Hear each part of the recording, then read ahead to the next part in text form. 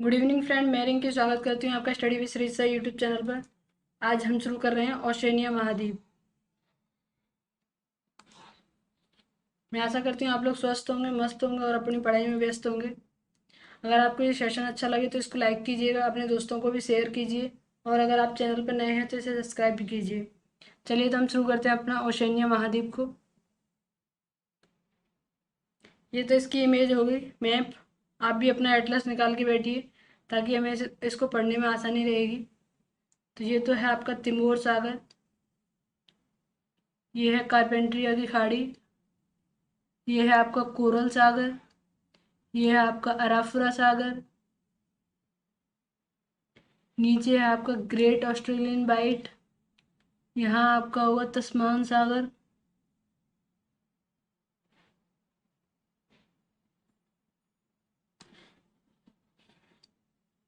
इधर आपका प्रशांत महासागर है, इधर हिंद महासागर है,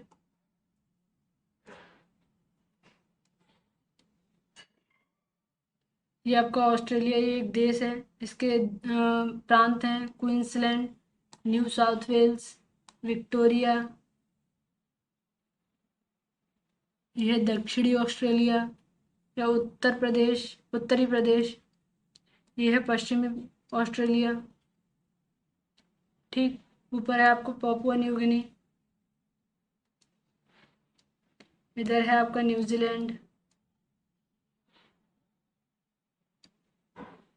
इधर है आपका नौरू, ये है माइक्रोनेशिया,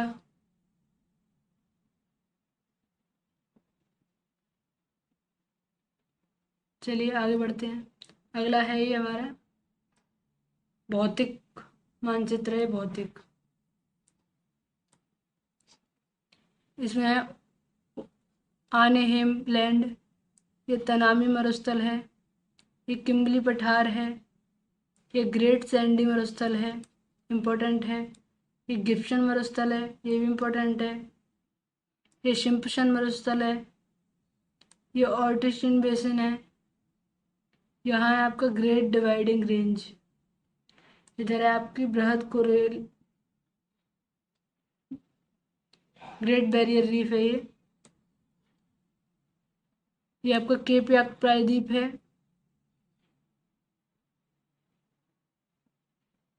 ये नल्लार बोर का मैदान है, ये पश्चिमी श्रेणी है। चलिए तो आगे बढ़ते हैं, जैसे जैसे ज़रूरत होगी हम इस मैप को देखते चलेंगे। ओशनिया महाद्वीप,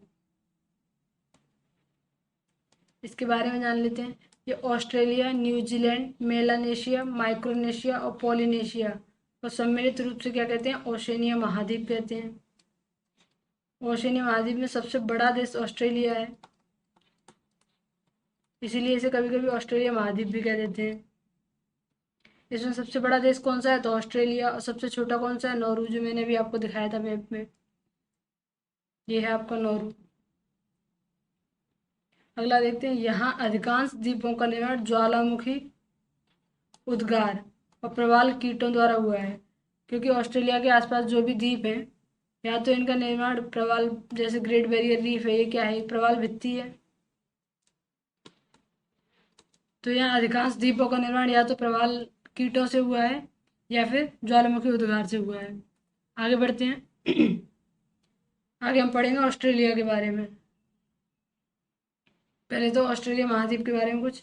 यह महाद्वीप पूर्णतः दक्षिणी गोलार्ध में स्थित है।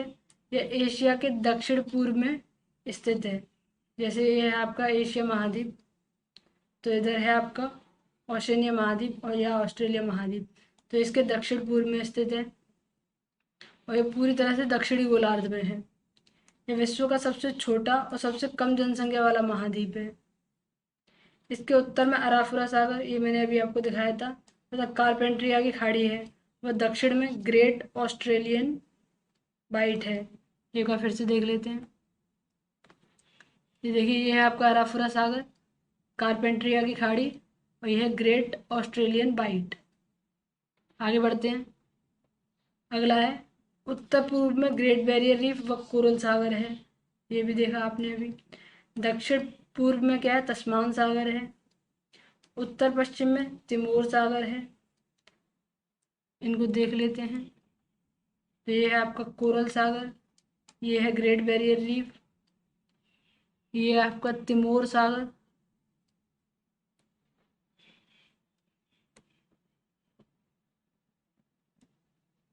दक्षिण पूर्व में तस्मान सागर, ये है आपका तस्मान सागर। ठीक, आगे बढ़ते हैं। ऑस्ट्रेलिया की राजधानी क्या है, तो ये आपको पता ही होगा, कैनबरा है। आकार विश्व का छठा सबसे बड़ा देश है। कौन सा? ऑस्ट्रेलिया। क्षेत्रफल के हिसाब से छठा सबसे बड़ा देश है। ये द्वीपीय महादेश या द्वीपीय देश ही कहते हैं, क्योंकि ये पूरी तरह से चारों तरफ से जल से घिरा हुआ है, इसीलिए इसको द्वीपीय देश या द्वीपीय महादेश भी कहते हैं। आगे बढ़ते हैं। तो मकर रेखा ऑस्ट्रेलिया महाद्वीप के मध्य से होकर गुजरती है, लगभग मध्य से होकर गुजरती है। तो ये जो लाइन है जिस पे पिंक कलर से हाईलाइट किया गया है, ये आपकी मकर रेखा है। ठीक, आगे बढ़ते हैं।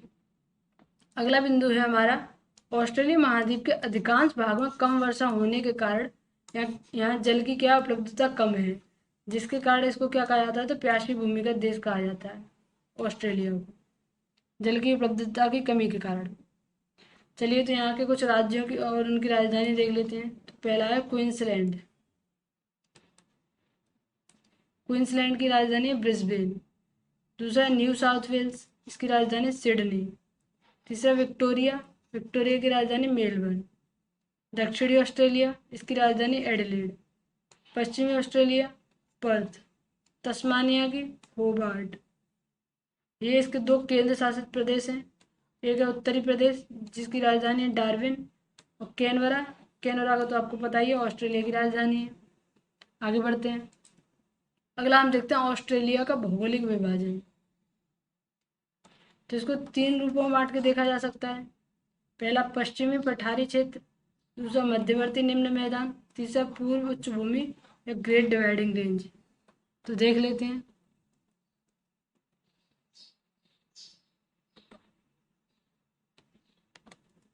ये तो हो जाएगा आपका पश्चिमी पठारी प्रदेश। यहाँ है आपका मध्यवर्ती मैदान। तीसरा है आपका ग्रेट डिवाइडिंग रेंज वाली रीजन, यहाँ है आपकी ग्रेट डिवाइडिंग रेंज। ठीक, हम इसके बारे में विस्तार से जान लेते हैं। पश्चिमी पठारी क्षेत्र, इस क्षेत्र में क्या क्या विशेषताएं हैं इसकी, ये देख लेते हैं। ऑस्ट्रेलिया के पश्चिमी क्षेत्र में मरुस्थल एवं पठारी भूमियों का विस्तार है। ये मैंने आपको दिखाया था, गिब्सन मरुस्थल, सिम्पसन मरुस्थल। इस पठारी क्षेत्र में कौन कौन से मरुस्थल हैं, तो गिब्सन है, ग्रेट सैंडी है, ग्रेट विक्टोरिया मरुस्थल है।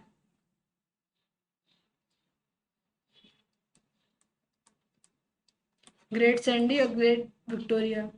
डार्लिंग रेंज व विक्टोरिया पर्वत श्रेणी इसी क्षेत्र में है।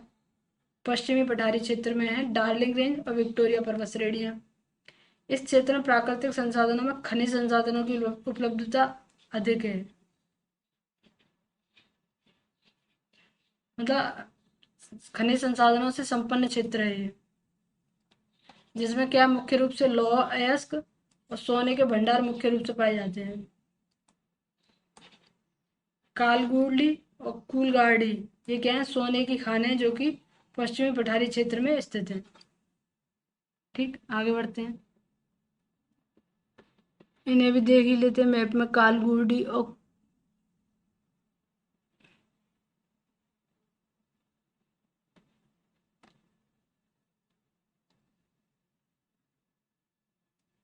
ये आपकी कालगुडी, ये झील है हालांकि, पर यही वो क्षेत्र है। ये है पश्चिमी ऑस्ट्रेलिया की राजधानी पर्थ।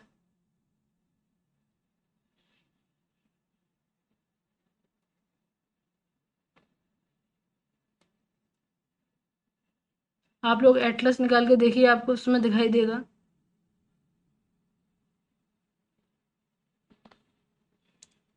ये आपकी विक्टोरिया पर्वत श्रेणी है, ये डार्लिंग पर्वत श्रेणी है।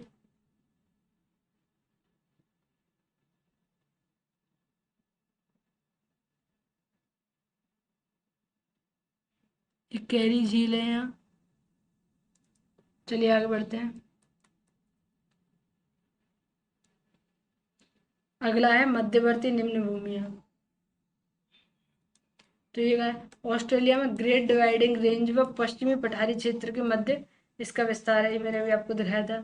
इसमें अनेक नदी द्रोणियों का विकास हुआ है। जैसे मरे डार्लिंग नदियाँ यहाँ प्रभावित होने वाली प्रमुख नदियाँ हैं, मरे और डार्लिंग।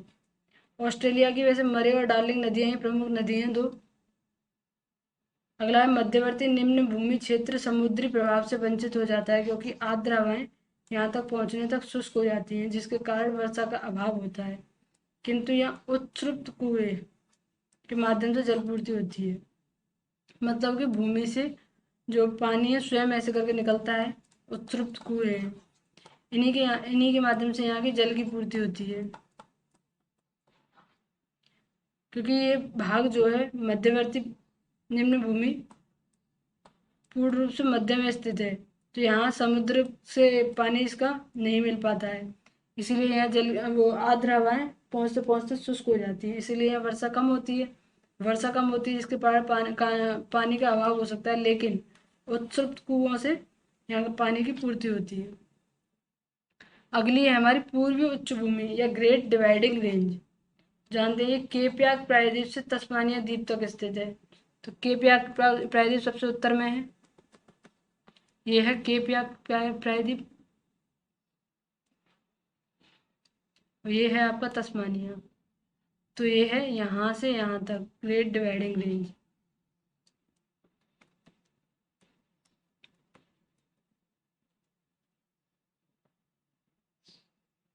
कोसिस्को ऑस्ट्रेलिया की सबसे ऊंची चोटी है।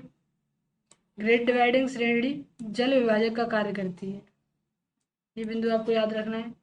ऑस्ट्रेलिया के पूर्वी तट पर विश्व की सबसे लंबी प्रवाल भित्ति ग्रेट बैरियर रीफ, ये भी मैंने आपको दिखा दिया, का विकास हुआ है। इसकी लंबाई लगभग 2000 किलोमीटर से अधिक है और इसे अंडर वाटर गार्डन भी कहते हैं। अंडर वाटर गार्डन क्यों? क्योंकि इसमें विभिन्न प्रकार के कोरल जीव पाए जाते हैं, इसीलिए यहाँ एक तरह से जैव विविधता है और ये पानी के अंदर रहता है, इसलिए अंडर वाटर गार्डन कहते हैं। क्योंकि ये जीव ना पानी के अंदर एक के ऊपर एक चढ़ के ऐसे करके अपने खोल छोड़ते जाते हैं, इससे क्या कोरल रीफ एक भित्ति बना लेते हैं। इसी के साथ हम अपने इस सेशन को समाप्त करते हैं। अगले सेशन में हम ऑस्ट्रेलिया महाद्वीप के कुछ पर्वत, पहाड़ और ऑस्ट्रेलिया महाद्वीप के अन्य देशों को जानेंगे। अगर आपको सेशन अच्छा लगा तो लाइक कीजिएगा और सब्सक्राइब कीजिएगा। अगर आपको इस सेशन की पीडीएफ चाहिए तो डिस्क्रिप्शन बॉक्स में एक टेलीग्राम लिंक दिया है, आप उससे ज्वाइन कीजिए, वहाँ से आपको इसकी पीडीएफ मिल जाएगी। Thank you.